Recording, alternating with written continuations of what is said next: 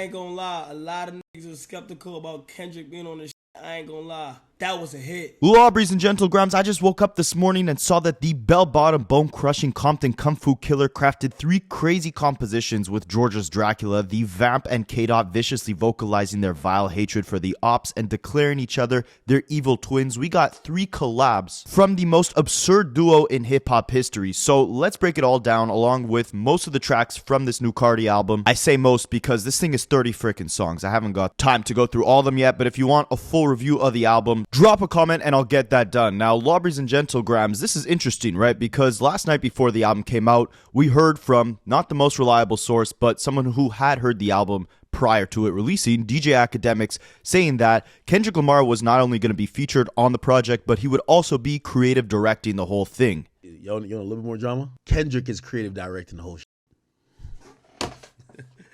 Akademiks also said he heard some Cardi and Drake songs, but likely because Kendrick was executive producing the whole thing, those slumber, sleepy songs from the spiraling Sad Boy Sexy Red stunt double likely did not make the cut. Kendrick is creative directing the whole shit. So that's why when I heard the Drake song, I'm like, oh, shit, this is fire. I don't know if this is making it. And I remember you said Kendrick's creative direction. I'm like, yeah, that shit ain't making it. That shit ain't making it. Hell no.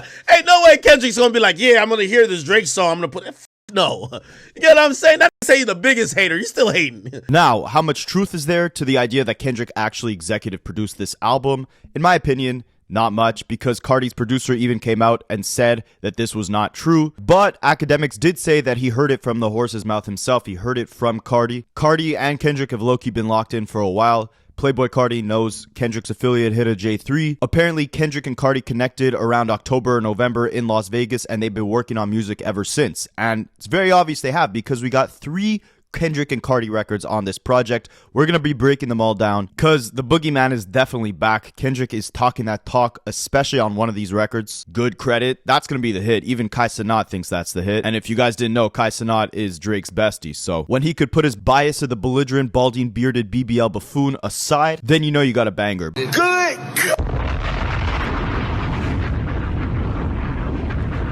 ain't gonna lie, a lot of niggas are skeptical about Kendrick being on this shit. I ain't gonna lie, that was a hit. But before we touch on that song and the rest of the album, I just want to take a moment to comment on the actual rollout for this album. This has been one of the worst, but simultaneously one of the best rollouts we've ever seen in hip-hop history for a project. Think about it, right? I believe he announced this thing back in like 2022. So this is now going on to 3 years of talking about this one album. And I feel like the whole time it was up in the air on what the title would be, what the album cover would be, if the album would even drop. Everything was an absolute confusion for years, right? He started off 2024 saying that, you know, this was the year of 2024 music. No one knew if that's what the album would be called, but we did get a lot of music in 2024, a lot of singles to be specific. He kept dropping singles every couple months with music videos, always at the same gas station. It seemed like that was the rollout, but 2024 ended and 2024 music, the album, never came. So now we're in 2025. Does it become 2025 music? Apparently not. He went with the title I Am Music. That's actually a reference to an old Lil Wayne slogan. Lil Wayne has the words I Am Music tatted on his forehead,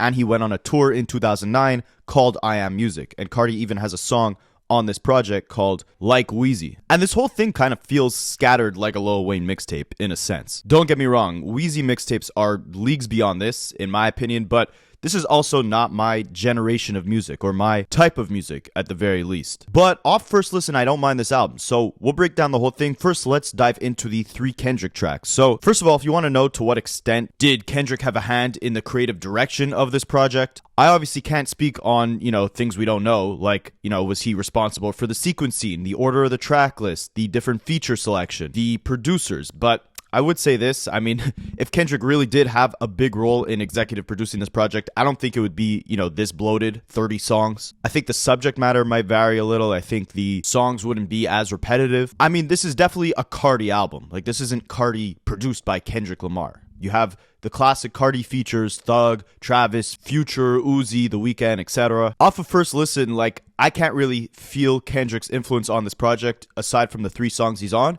And even those, what I really like about them is that it doesn't sound like Kendrick's, compromising his sound by any means, but it definitely doesn't sound like Cardi is entering into Kendrick's world. This sounds like Kendrick entering into Cardi's world. Like even the Ty Dolla $ign song, the Weeknd song, those are more like R&B cuts. Those sound like Playboi Carti kind of, stripping back his aggressive sound to fit better on those R&B records. The ones with Kendrick, there's no holding back from that, rage energy, that outlandish, vamp style, or however you would describe it. So let's break down. We'll start with Good Credit. This is the song that everyone's talking about. This is where, the boogeyman really emerges and Kendrick declares Cardi his evil twin. On a side note, I'm not sure if I mentioned this in this video already, but did you ever think you'd see the day that you would be watching a lyrical breakdown video of a Playboi Carti album? Drop a like and subscribe just for that fact alone. But let's get into it. The track starts off with a skit. I'm not sure if this is like a meme from somewhere that I've just never heard before, but it's some dude going, "Good credit. Now I'm about to apply for a Home Depot credit. Now I got $35,000 credit. We got a temporary receipt. All I gotta do is show it to the cashier and she gonna let it slide through." Then Cardi comes in with some Future-esque bars talking about women who are for the streets, for the pavement, with bars like, "She trying to be a part of my schedule. I told her, ho, come back tomorrow." Or, "I'm an alien off that Molly. I see stars. I see space." Nothing crazy here, but he does give off an interesting bar, which I don't know if it's directed at Drake. Obviously,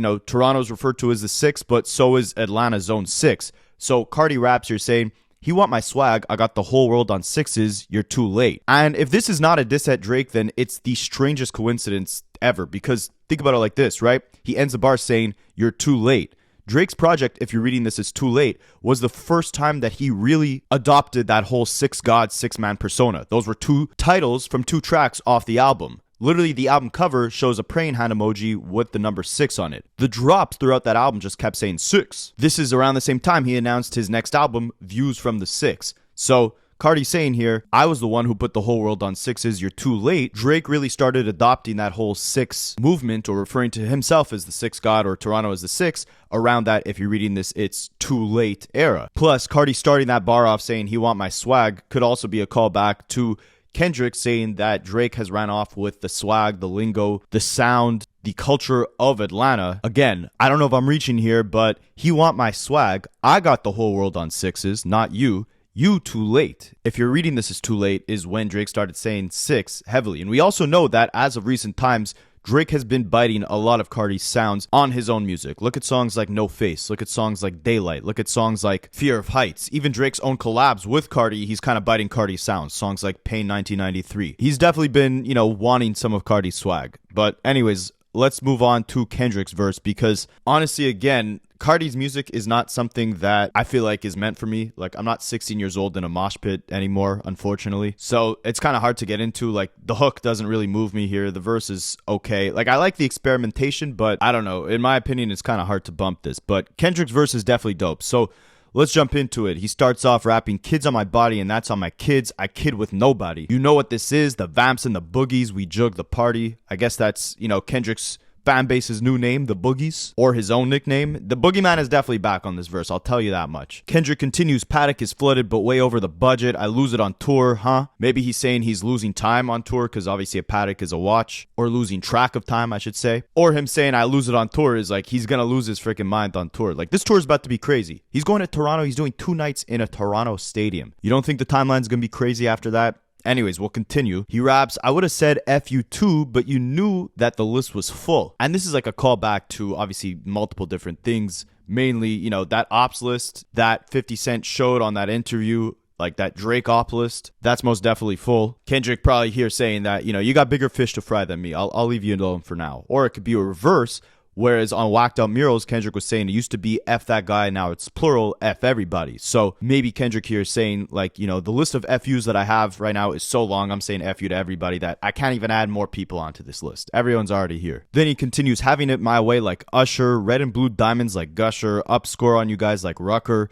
Rucker is the name of a basketball court located in Harlem. Obviously, Gushers are a candy, which on a side note, fruit roll-ups are way better. And if he wanted to diss Drake, he could have had some way better bars using fruit roll-up, the better candy, over Gusher. He could have said, roll up that fruit like a candy. I'm talking about the sexy red stunt double, the son of Sandy. But let's keep going. I guess Kendrick doesn't need a ghostwriter. He continues, I'm sore because I got it off the muscle dog. Fra, fra, slide, slide. It's kind of hard to, read off these ad-libs like they're real lyrics. But he continues, drop, drop, die, die, kill, kill, watch, watch. And he does this in the same tone Drake uses on Family Matters, where he says drop, drop, drop, drop on the hook. Definitely a reference back to that. Again, Kendrick continues, Eliante go big, white gold link fall off the belly, the emerald cuff for his and hers, that B word on point like ASAP Relly. ASAP Relly is the childhood friend of ASAP Rocky, who recently tried snitching on Rocky for allegedly waving a firearm in his face, and obviously he was on the stand snitching, pointing directly to Rocky, but thankfully Rocky got off. And Kendrick is obviously using a play on words here, saying, the cuff is for his and hers. It's on point like ASAP Relly. ASAP Relly was on the stand pointing at Rocky, trying to get him locked up in cuffs, and Kendrick is comparing that to his jewelry. Good play on words here. But he continues, I'm talking about, and then he stops himself. We know that Kendrick lately has liked to do this thing where he raps and then he leaves a blank space throughout the instrumental to basically let the listener interpret what the hell he's going to say. And usually he's doing that to omit directly talking to someone. So when he says, I'm talking about, he's definitely referencing, someone else pointing and snitching and trying to get people in cuffs. And I believe that's none other than Drake, who obviously took this whole rap beef to criminal court against UMG.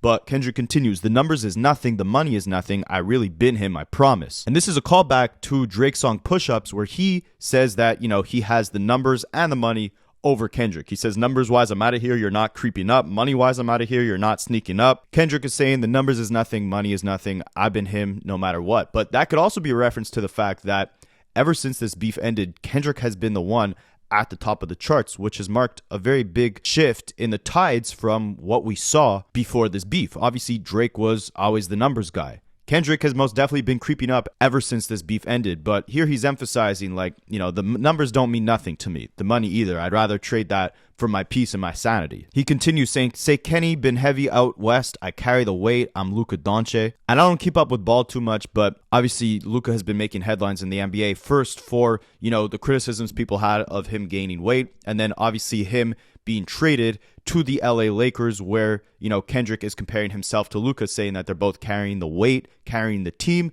but also being a play on words to the criticisms Luka faced for, before the trade, initially gaining weight.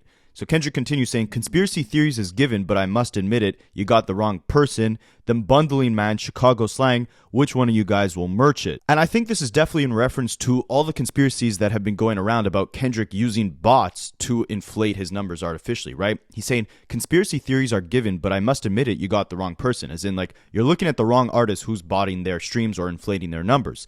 Then he goes on to say, they're bundling, man, Chicago slang, which one of you guys will merch it? Selling merch along with your album is called bundling, and essentially it's an easy way to inflate your numbers, because if you sell a t-shirt and it comes with a free copy of the album, that counts as an album sale. Definitely the most, the easiest way to cheat the system, or if you want to call it artificially boosting the numbers, you could say that as well. Kendrick chose to not do that with GNX. He did sell vinyls and CDs, but he didn't sell merch that was you buy a t-shirt, you get a free copy of the album. He didn't do that. So I think what he's saying here is, there's been tons of conspiracies about me inflating the numbers, which on 3 bars before that, he's talking about numbers not really meaning anything to him. He's been him before the numbers, but now he's saying, there's conspiracies about me, but you got the wrong person, because these are the guys who are boosting their numbers artificially, bundling them, merching them. And all these conspiracies, again, are just deriving from these OV hoes who can't face the fact that Kendrick is simply just outdoing Drake on the number side at this point. But anyways, Kendrick continues, merch it, yeah, merch it. Cardo, my evil twin, Cardi, my evil twin. So Cardo is the producer on this record, and he's saying both the producer and Cardi are Kendrick's evil twin, the boogeyman and the vamp. Then he concludes his verse off by channeling similar energy, in my opinion, to what he had on Man at the Garden, where he was talking about, running at 6 a.m. and just being in shape and training his mind, conditioning his mind. Here he's saying, my skin is smoother, my teeth is whiter, my stride is longer, my thoughts is brighter. And it's funny because the bar before that, he's talking about, evil twins. And it's always been this kind of duality with Kendrick, especially as of recently. In 2022, we got Mr. Morale, which was really him reflecting, stripping his ego, trying to face his insecurities and his, past trauma and his flaws, and letting us know like he's not the savior, then coming back a year later with the most triumphant, confident sound he's had probably in his entire career, declaring, it's just Big Me. Like, the duality or the shift of energy between both those projects is very substantial, and it seems like Kendrick has kind of been going back and forth from that, evil twin boogeyman persona to then talking about, deserving it all and rewriting the devil's story and, conditioning his mind. I guess that's really the clashing of, Mr. Morale versus the Big Steppers. And he continues rapping, the hate get realer, the love get fake, but when you this great, that's how you should like it. And this is a crazy way to conclude this verse. I don't do it justice by just, reading these lines. Like, you have to actually go listen to the song. Like, the energy, the way he, pronounces these words as he says it, that's what brings it that, chilling, haunting feeling. But what he's saying is, as you get bigger, the hate gets realer. Like, you really see real haters on an amplified level. The love gets fake. Obviously, you're getting tons of people showing you fake love because, you're that guy now. And Kendrick is saying, when you reach this level of greatness, that's what you should be expecting, and you should be appreciating it because that's how you made it. Overall, dope song. I think this is definitely the standout from the Cardi-Kendrick collabs that we got on this project. There's also the song Mojo Jojo and Backdoor. I played those a couple times along with, one full listen of most of the album. I got to track 23 and I said, you know what? This is where the features off the project are done. These are just solo Cardi songs. Maybe I'll save these for later. I think I've had, enough. 23 songs on a project is most definitely more than enough. And I think if Kendrick was really creative directing this thing, he wouldn't have put 30 songs on here. But I digress. Let's go through the entire first 23 songs off this project. Oh, but before we do that, of course, Kanye West was hating on Kendrick, right? Anyone who's at the top, Kanye has just morphed into the biggest hater. Kendrick says he's the biggest hater. Kanye West for the last 5 years has just been hating on anything. He did an interview in 2021 on Drink Champs where he emphasized that he felt like he needed to go back to making, I believe it's secular music. That's the opposite of religious music, right? He said he wasn't cursing anymore. He did that Jesus album. Then he did a complete 180 with Donda. I believe that's where he started cursing again, or at least, touching on subject matter that wasn't just religion focused, even though he said he would never do that again.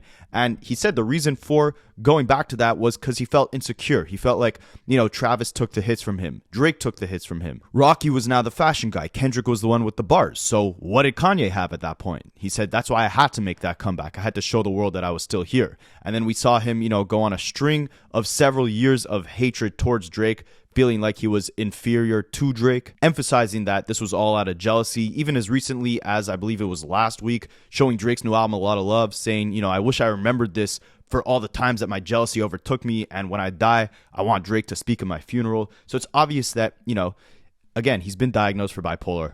He claims he doesn't have it. Who knows? But this definitely looks like the sign of someone with bipolar, all these flip-floppy emotions, and essentially 1 minute you love someone and 1 minute you hate them. So last year he was saying, yo, Dada got you, remixing Kendrick's diss songs against Drake to, combine forces with him to go for the elimination of Drake. Now Kanye is saying, he's tweeting out saying, I don't like Kendrick Lamar's music. He raps very good, but I don't need to hear him on Cardi's album. Listen, man, all I'll say is this. There's a reason why Kanye West is not on this album. And I don't think it's because of any of the insane tweets, any of the insane things he said, because Cardi has collaborated with Kanye, after he said some insane things. I think it's because Kanye has officially artistically lost it. I hope to be proven wrong on the next project, but yeah, I think it's a wrap. But 2 minutes is too long to even spend talking about Kanye, so let's move on. So going through it, there's definitely a couple hits or songs with hit potential here. The ones with Kendrick, the ones with Travis Scott.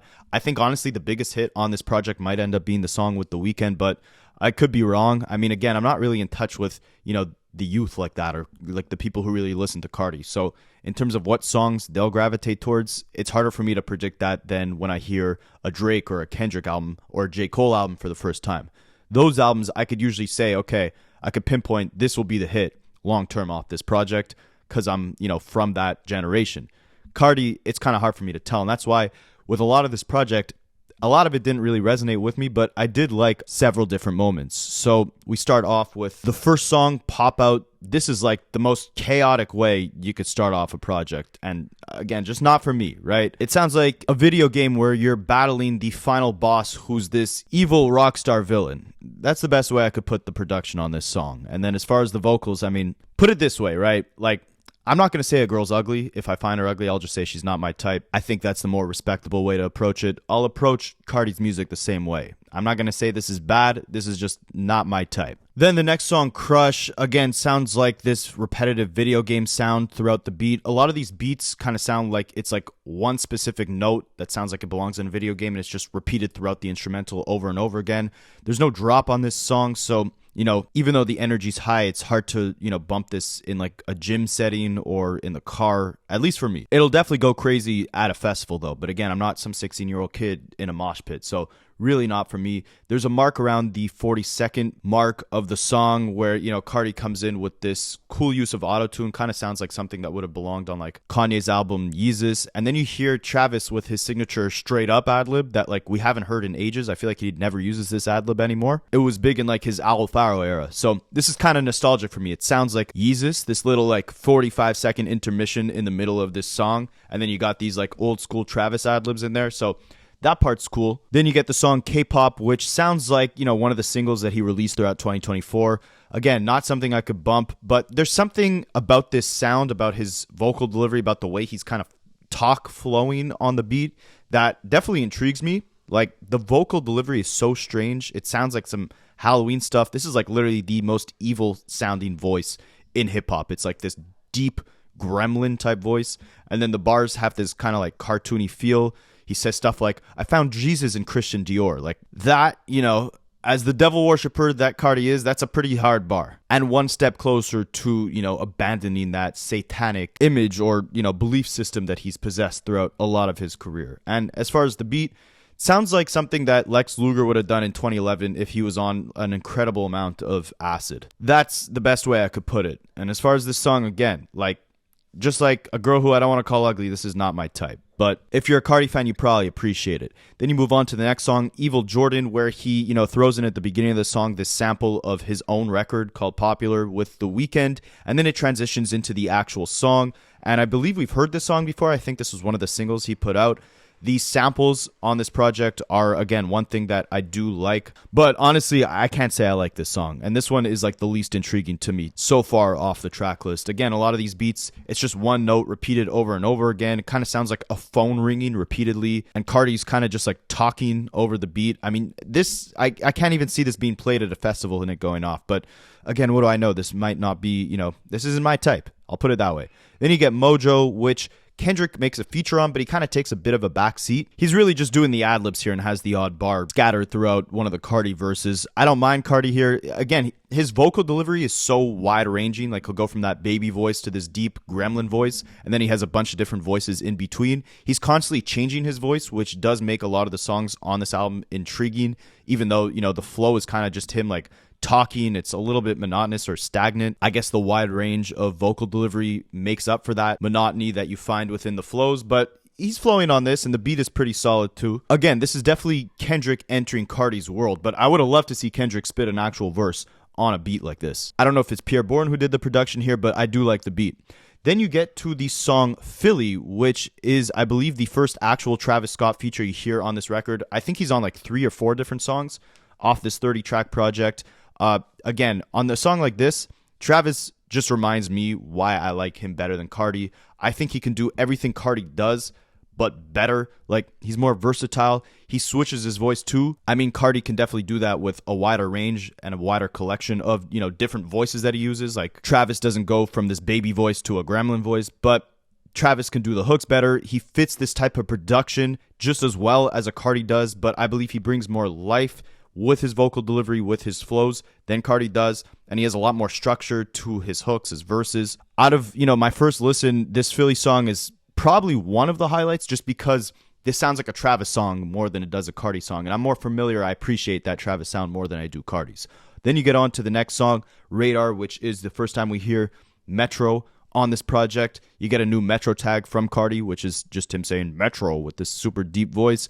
The beat also sounds like something Lex Luger would have made if he was on acid back in 2011, but maybe just a bit less acid than that first track that I said sounded like a Lex Luger beat. I don't mind this here, but again, Cardi's delivery, just something feels like it's missing to me. Like, it's just a little too stagnant, too repetitive, too monotonous. I don't know. Then you get to the next track, which I think so far might be my favorite, if not one of my favorites off the project. Rather Lie, this is where he's kind of entering the Weeknd's world a bit, or they're kind of meshing both their worlds together, and I think their styles really blend well together. Out of Carti's, all his different collaborators, I think The Weeknd is the one I appreciate the most. I like The Weeknd with Travis too, and Carti and Travis kind of have somewhat of a similar sound, so I guess The Weeknd just meshes well with that. People on Twitter are saying that The Weeknd used Drake's flow that he used on the song Ugly with Camila Cabello. I don't know about that. It's possible, but I think The Weeknd does it better because I don't even remember that Drake song. I think Carti sounds great here. This is the best that I think Carti sounds on the entire project. Again, he has so many different voices, and here he uses one that I don't think I've ever heard before. It's like more of this melodic singing type voice. It's more on the side of the spectrum of like his like higher pitched baby voice, but it's not so like screechy or alien like this really just sounds like Carti straight up singing, and he does have a pretty solid singing voice, and it's something you could understand. You understand the lyrics, you understand, you know, the harmonizing. It's easy to digest. It's not like rah, rah, rah, rah, rah. Like doesn't sound like that at all. And then, you know, he does change it back to that type of voice when he says he's back on the lean, and then he starts sounding like that. He's like, I'm back on the lean, now I sound like this. That's not exactly what he said, but it was something along those lines. But I do think Rather Lie, this is a great song. This will probably be one of the bigger hits off the project, along with that Kendrick song, Good Credit. Then you got Fine, S-Word. I like the sample in the back of this. Carti's not too bad, but I don't have much to say about this song. It doesn't really stand out. Then you got Backdoor, which is another Kendrick collab. This is more of a melodic, calmer song. You have Kendrick and SZA actually harmonizing in autotune in the background. And to be honest, like, this isn't a bad song. I actually do like it, but I do think, like, if you're going to have Kendrick and Cardi on a collab together, I want more like the Good Credit type energy. I want higher energy. I don't need, you know, Kendrick and SZA on an R&B vibe on a Cardi project. Or at least, you know, save that for SZA. Kendrick, save your energy for the more, you know, rage-fueled type songs on this project, because there's tons of them. Like, there's tons of opportunity for Kendrick to go Super Saiyan Kung Fu Kenny mode on this album, which, you know, he definitely did on one song, but I feel like the others, he played a little bit more of a backseat where he could have, you know, really infused his own style and take advantage of, you know, this strange extraterrestrial wild chemistry that he kind of has with Cardi. But overall, it's not a bad song, Backdoor. Again, it's a slower song. This could be one of the bigger hits off the project too. And I do like how Kendrick and SZA, along with, you know, going on tour, they have been giving us a bunch of these different songs where it's not just like SZA on the hook, Kendrick on the verses. They're really going back and forth with the harmonizing, with the hooks, with the singing. Like every song they have together from the last few months, Gloria, Luther, and 30 for 30, it's kind of like a duet where they're going back and forth. It's not just very segmented, like, again, Kendrick on the verses, SZA on the hook. So I do like that a lot. I'm very excited to see what this tour looks like. Then you have the song Toxic. Skepta comes in, obviously kills it. I wish he had a bigger role in this song. I wish, you know, he played a role like he did on Rocky's song Praise the Lord, where he actually did the hook too. On a side note, it sounds like I said Hawk 2 there. I said hook 2, not Hawk 2. But speaking of the hook here, I can't tell if it's Future on the hook or Cardi. It's kind of like his song All Red. If you guys don't know that song, you probably do if you're a Cardi fan watching this. I mean, it's him basically using AI Future vocals on himself to sound exactly like Future. I mean, Future's already a feature here like 3 different times. He might as well just have gotten Future on this song if he wanted to sound exactly like him. I do like one of the bars Skepta says, we got the club going up like McConan. Shout out to McConan. Then you get the song Munyon, I believe it's called. Yeah, we got Munyon. So I like the different vocal changes between the bars here. The hook is not bad. It's a very nonchalant delivery of the hook though, and it's a little bit of a repetitive song. Again, it's not bad, it's just not necessarily my type. Then you got, in my opinion, a straight up bad song, Crank. Here he's going like absolute Frankenstein mode. There's one point in the song where he talks about eating someone alive, and then he just keeps repeating, alive, alive. Like, this is some real The Vampire stuff here. It's kind of cool, I guess. It's a little intriguing again, but not something I could bump. And I don't even know if this will go off at like a festival. I don't see how people will actually genuinely listen to this and be like, yeah, I memorized all the bars to this song. Like, this is my track. I don't know. But he does say an interesting bar. He says, richer than all my ops, real plot twist. And if you guys didn't know, plot twist was the name of the Instagram account that Drake has been posting, you know, all that unreleased music. He actually had a song with Cardi on there called No Face. But then when it got to streaming platforms, Cardi's vocals weren't on it. So many people thought that maybe they had a problem. And this bar, again, just like the Sixes bar, sounds too close in reference to not be him talking to Drake. Richer than all my ops, that's the real plot twist. I don't know. Aside from that, nothing else really stood out to me about that track. Then you got Charge a Fee. I like the beat switch on this song. I like Travis on this song. Future to me on this song was horrible though, and that's unfortunate because I love Future in general. but he was way too repetitive with the hook, way too monotone with the delivery. He has some outlandish bars on this hook. Like, I thumbed through horse crap, I thumbed through cow crap. I know what he's comparing, manure to, but like, man, like, how do you bump a song where he just keeps constantly going, I'm thumbing through cow crap? Who is this enjoyable for? But again, to Cardi and Travis's credit, they were pretty good on this song. Future just absolutely ruined it. Then you got Good Credit, we already covered. Then you got I See You Baby Boy, which again sounds like another chaotic video game. He's repeatedly saying, you said you want to be the one to lie to me. It's just too repetitive for me. Not my type. Then you got Wake Up Filthy. We're getting another Travis feature here. I mean, their styles kind of go well together, but this is my least favorite Travis feature off the project so far. It's not necessarily bad, just not great. The hook, the beat, the verses, nothing really stands out to me much. Then you got the song Jumping. This is, I believe, just a straight Uzi song or Uzi interlude because it's like a minute and a half. This was solid. It wasn't too bad. I mean, Uzi's done a lot worse in the last year, put it like that. Then you got the song Trim. This leaked before the album came out. It's actually not bad. This is, a much better Future feature than the previous song where he's talking about thumbing through cow crap. I don't mind this song. Then you got Cocaine Noise, and I love the sample here. Again, great uses of different like old school songs, flipping them, for the beats here. This one samples Ashanti song Only You, and I mean, I actually didn't know this song by Ashanti, but I did know the Tiesto remix called Split, Only You. And I don't know which song has more energy, this Cardi song or the Tiesto song. Let me know in the comments. Then we got a couple highlights off the project. The song We Need All the Vibes. I love this song. This is a solid back and forth between Thug, Young Thug, and Ty Dolla $ign. Like the title suggests, this is just a song for the vibes. It's smoother. It's kind of like an R&B type record. Great to hear Young Thug back in the booth, though. Like, he definitely steals the show here along with Ty Dolla $ign. Again, Cardi kind of takes a back seat, which is what I find very interesting, right? On the record with The Weeknd, on some of the Travis records, and on this Young Thug record, Cardi lets the features do a lot of the heavy lifting and he kind of enters into their world. But then on all the songs with Kendrick, it really sounds like, obviously Kendrick holds his own and definitely outbars him. But like, it sounds like Kendrick enters into Cardi's world, which I definitely find interesting and respect to Kendrick because it's a very hard world to enter and do justice. On the one hand, you're trying to, please all these Cardi fans who want to hear this like chaotic, all over the place rage type music. So it's very hard to deliver something that is palatable for them. But then also, in general, that rage, chaotic type music is very hard to digest for the average hip hop fan. So to make a verse that is simultaneously easy for the average hip-hop fan to enjoy, but also resonates with that, younger rage music fan base that Cardi has fostered, it's definitely hard to please, both sides of that coin. So respect to Kendrick for entering Cardi's world and most definitely doing so. But then, yeah, this We Need All the Vibe song, that's a good song. And then you got one of the better songs off this project, I believe, too, which is another solo Uzi performance, Twin Trim. I haven't heard Uzi sound this alive, this strong with the melodies in a very, very long time. I love him on this type of production. He sounds awake again. He sounds like he's not on the nitrous.